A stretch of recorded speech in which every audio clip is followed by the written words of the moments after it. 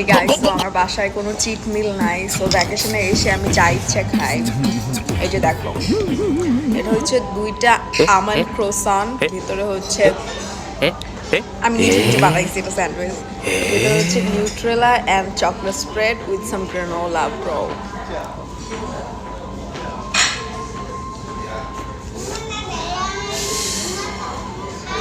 It's almost look haram, তবে আমি এটার সাথে কিন্তু চিনি ছাড়া কফি খাই।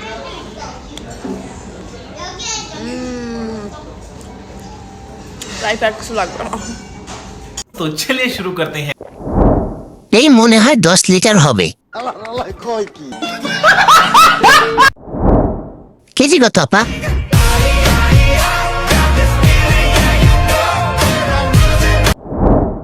আপনার ভিডিও দেখে রুমে চলে গেছি।